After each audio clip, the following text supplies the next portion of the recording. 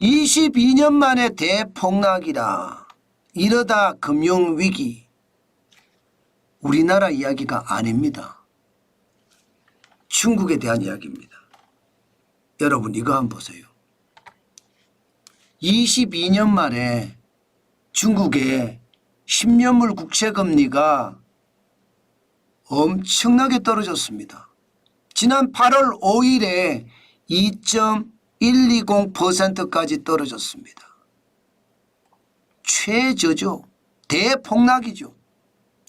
와, 이거 말입니다. 어떻게 생각하면 엄청난 충격이 되고 있습니다. 여러분, 일반적으로 10년물 국채금리는 시장 벤치마크 금리입니다. 다시 말해서 시장에서 국채를 살 때 뭐 10년물을 사면 손해를 안 본다. 그런 생각에 안전한 채권으로 인식합니다. 그런데 중국의 경제가 나쁘니까요. 너도 나도 채권을 사자 지금 이러고 있습니다. 와, 이게 저는 굉장히 지금 중국에 충격을 줄 수 있다고 생각을 합니다. 여러분도 아시는 것처럼 채권을 사자 하면 돈이 이리 몰린다는 이야기잖아요.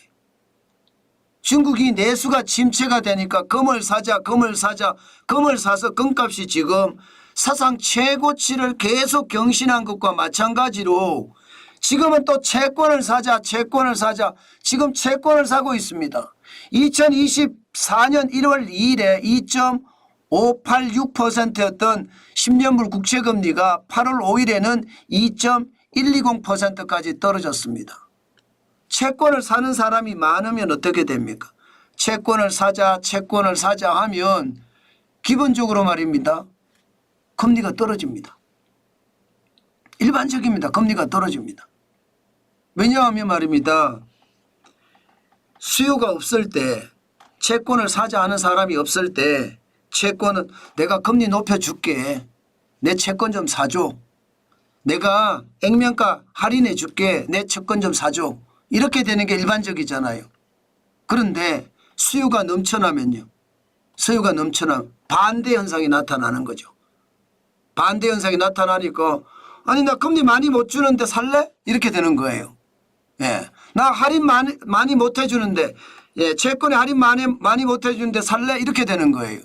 그런데 그래도 산다는 그래도 마구마구 산다는 거예요. 이것은 침체가 불러온 자금 흐름에 저는 왜곡이라고 보거든요.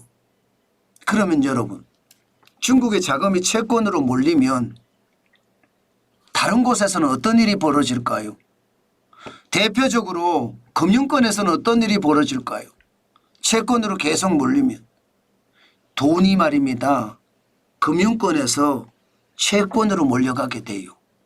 그러면 상업은행들은 안 그래도 위기라고 해서 돈이 쉽지가 않은데 정부가 지급 준비율도 낮춰주고 또 재정 지원도 하기 때문에 그나마 버텨갈 수 있었던 것이 이제 예금자들이 돈을 빼서 그죠? 돈을 빼서 채권을 산다는 이야기잖아요. 그러면 여러분 이게 미국의 실리콘밸리 은행에서 일어났던 거 기억나시죠? 실리콘밸리 은행에서 벤처기업들이 돈을 빼서 다른 은행으로 넣으니까 어떤 일이 벌어졌습니까? 실리콘밸리 은행이 망했잖아요.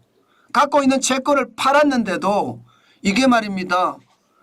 채권의 가격이 워낙 떨어져서 손해보고 팔았고요. 결국은요 실리콘밸리 은행이 망했습니다. 지금 중국에서 그런 일이 일어날 수 있다는 거예요. 22년 만에 대폭락 최저치가 되니까 예금 빼서 채권 사자 이렇게 된다는 뜻입니다. 그러니까 중국 정부도 발등에 불이 떨어졌어요. 겁을 내기 시작했어요.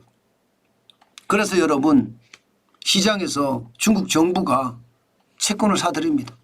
채권을 사들입니다. 실질적으로 여러분 보세요. 2024년 8월 29일 현재예요. 중국 국채 10년물하고 15년물을 4천억 위안이나 사들였습니다. 75조 3,960억 원어치나요. 2022년 12월에도 사들였는데 지금 중국인민은행이 장기국채를 매입하고 있다는데 매입하고 있다. 매입할 수밖에 없는 구조죠. 왜냐하면 채권 가격을 그래도 올려야 되니까.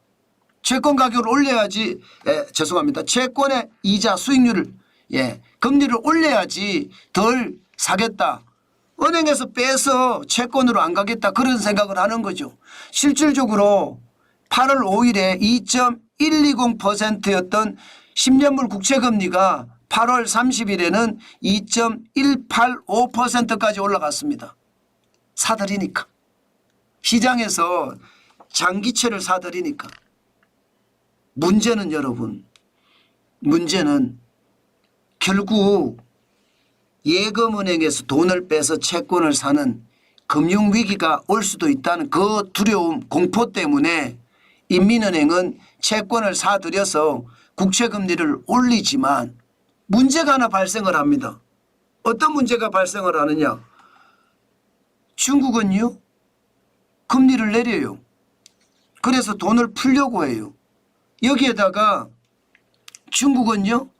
지급준비 비율이라고 해서 은행이 갖고 있는 지급준비 비율을 낮췄어요. 그래서 돈을 자꾸 빌려주려고 해요. 그런데 국채를 사들이면 여러분 국채를 사들이면 어떤 문제가 발생을 합니까? 국채를 사들이면 그만큼 돈을 푼다는 뜻이잖아요. 그죠? 국채를 사들이고 현물을 사들이니까. 그죠? 그러면 이게 시장에 더 큰 돈을 풀 수는 있다는 뜻이에요. 그러면 돈을 더 풀게 되면 오히려 시장에는 역효과가 올 수도 있다. 이런 얘기가 나옵니다. 왜냐하면 정부가 알려주는 거거든요. 아, 지금 위험하니까 국채를 사는구나. 그러면 투자자들은 더 많이 국채를 사려고 예금은행에서 돈을 빼내는 그런 일이 벌어질 거다. 그래서 시장에서는 더 큰 위기가 올 수도 있다는 게 지금 시장의 전망입니다. 저는 이게 여러분 결국 중국 경제가 굉장히 어려워지는 그런 순환의 경제가 될 수도 있다는 그런 전망을 할 수밖에 없는 저는 상황이라고 생각을 합니다. 그러니 시장에서는요. 지금 중국의 경기 둔화가 심화되는 거야. 그러면서 성장률을 다 낮추고 있습니다. 지금. 보시는 것처럼 JP모건 체이스도 4.6% 성장률로 낮췄고요. 골드만삭스, 모건스탠리, UBS도 4.6%까지 성장률을 낮췄습니다. 그리고 노무라 홀딩스는 4.5%까지 낮췄고요. 중국 정부는 5%라고 이야기하지만 지금 투자은행들이 계속해서 낮추고 있습니다. 저는 여기에 우리가 굉장히 주목을 해야 된다고 봅니다. 지금 말입니다. 중국 경제는 지표가 제대로 발표가 되고 있지 않기 때문에 정확하게 그 속내를 진단할 수는 없습니다.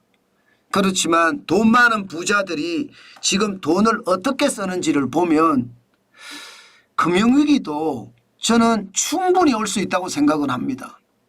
부자들은 중국에서는 금알갱이라고 하죠. 금콩이라고 하나요? 금콩이 유행을 해서 금을 사는 사람들이 진짜 많아졌다고 하잖아요. 그러면 돈 빼서 금 산다는 이야기가 되는 거고, 그죠? 또 하나 지금 돈 빼서 채권을 많이 산다고 이야기하는 게 되잖아요. 돈을 빼서 또 채권을 사고 있다. 중국 부자들. 그러면 돈을 소비해야 되는데 소비하지 않고 금을 사든가 아니면 채권을 사면서 위기에 대응해 간다. 이런 얘기인가요? 저는 그게 결국은 중국 경제를 더 나쁘게 할 수도 있고 그러다가 금융위기도 중국발 금융위기도 터질 수 있다는 것.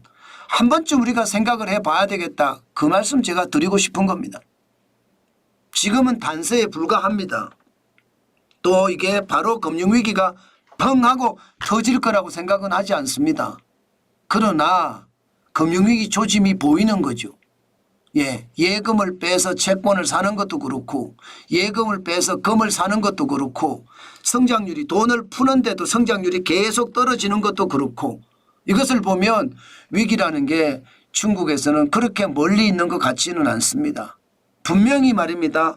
어떤 시기든 중국의 상황은 큰 흐름으로 봤을 때 우하향 곡선. 반드시 이거 봐야 돼요. 그리고 더 중요한 것은요. 정환진이가 왜 중국 경제 걱정해 이렇게 이야기하시는 분들 계실 수 있습니다. 여러분 중국 경제가 무너지면 우리도 마찬가지예요. 중국에 대한 수출이 전체 액수 중에 뭐 직접 수출하는 것은 20% 가까이 되고요. 홍콩을 우회해서 수출하는 것도 5% 가까이 됩니다. 그러면 대한민국 수출의 4분의 1이 중국으로 수출이 되잖아요. 그런데 중국이 금융위기를 겪든지 지금보다 더 심각한 내수 위기를 겪든지 그렇게 됐을 때 우리 경제에 미치는 영향도 굉장히 큽니다. 그렇기 때문에 여러분 진짜 제가 조심하시라는 거예요. 중국 경제는 우리 경제에 어떻게 생각하면 바로미터입니다. 미국 경제도 마찬가지로 우리는 수출 중심 국가이기 때문에 최대 소비국 미국, 또 두 번째 소비국 중국, 이 두 나라가 위기를 겪으면 겪을수록 우리에게는 치명타가 올 수밖에 없습니다. 그렇기 때문에 우리가 중국 경제를 어떻게 돌아가는지 정확히 깨고 있어야 됩니다. 그래야 위기에 대응할 수 있습니다. 그만큼 말입니다. 중국의 상황 진짜 좋지 않습니다. 국채금리가 22년 만에 최저로 내려갔다는 것은 그만큼 말입니다. 중국의 상황이 나쁘다 이런 얘기예요. 결국 예금 빼서 채권 산다는 얘기이기 때문에 앞으로도 여러분 반드시 우리가 대응하면서 시장을 봐야 되겠다. 그 말씀 오늘도 강조해 드립니다. 그만큼요. 중국은요. 내수가 완전 무너졌다. 이런 전망이 계속 나오고 있습니다. 그러니 부자들이 금을 사서 쟁이고요. 채권을 사서 쟁이는 겁니다. 그만큼 내수의 위기 심각하다는 뜻이고요. 자칫 잘못하면 이 내수의 위기가 금융위기로 발전할 수도 있고요. 더 크게는 경제위기로도 발생할 수 있다는 뜻입니다. 그만큼 또 조심해야 된다는 것 우리 한번 명심해야 되겠다. 저는 그렇게 생각합니다. 상황이 진짜 나쁩니다. 저는 우리 경제는 지금 내수가 나쁠지언정 수출은 좋거든요. 중국이 나빠지면 앞으로 수출도 안 좋아진다는 뜻이기 때문에 항상 말입니다. 예의주시해야 된다는 거. 다시 한번 강조합니다, 여러분.